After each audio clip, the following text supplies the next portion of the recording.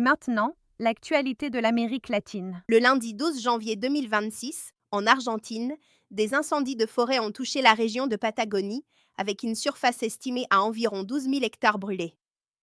Les autorités ont mobilisé près de 295 pompiers et annoncé une récompense de 50 millions de pesos pour toute information permettant d'identifier les responsables. Le lundi 12 janvier 2026, au Brésil, la liquidation de Banco Master a été examinée par la Cour fédérale des comptes.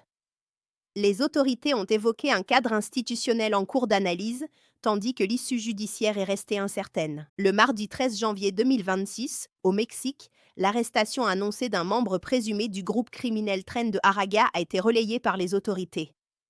Aucun détail judiciaire complémentaire n'a été communiqué à ce stade. Le mardi 13 janvier 2026, au Brésil, une nouvelle plateforme liée à la réforme fiscale a été présentée par les autorités. Les objectifs techniques ont été évoqués, sans publication immédiate de données chiffrées détaillées. Le mercredi 14 janvier 2026, en Colombie, un ministre a déclaré que son téléphone avait été compromis par le logiciel espion Pegasus.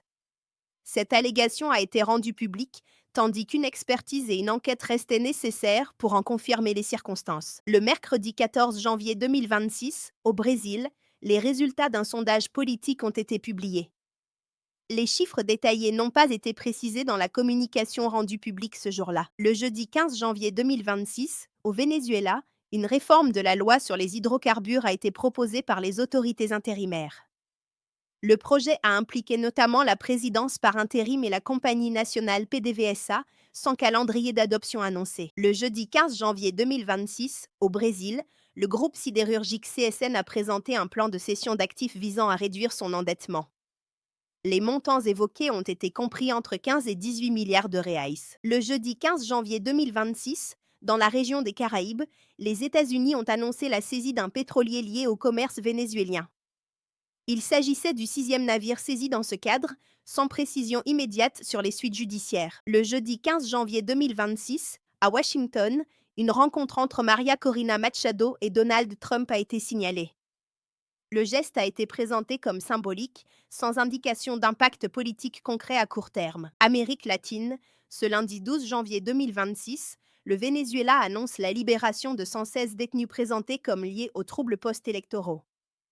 L'annonce émane des autorités vénézuéliennes, tandis que des ONG locales contestent le décompte et réclament des listes vérifiables. Ce mardi 13 janvier, le gouvernement élargit le bilan à plus de 400 libérations, en précisant qu'elle couvre la période des manifestations de 2024. Des familles et organisations demandent désormais des garanties de suivi et une transparence nominative. Le vendredi 16 janvier 2026, depuis Washington, Maria Corina Machado a déclaré qu'une transition démocratique restait possible au Venezuela, tout en soulignant que le chemin vers des élections libres demeurait complexe dans le contexte actuel de transition du pouvoir. Le samedi 17 janvier 2026, à Caracas, la présidente par intérim Delcy Rodriguez a poursuivi la consolidation de son pouvoir après plus de 10 jours de crise consécutifs à l'intervention américaine de début janvier. Des loyalistes ont été nommés à des postes clés du gouvernement et des services de renseignement, tandis que l'opposition a renouvelé son appel à des élections libres. Le samedi 17 janvier 2026, à Asunción, l'Union européenne et le bloc sud-américain du Mercosur ont signé un accord de libre-échange après 25 ans de négociations.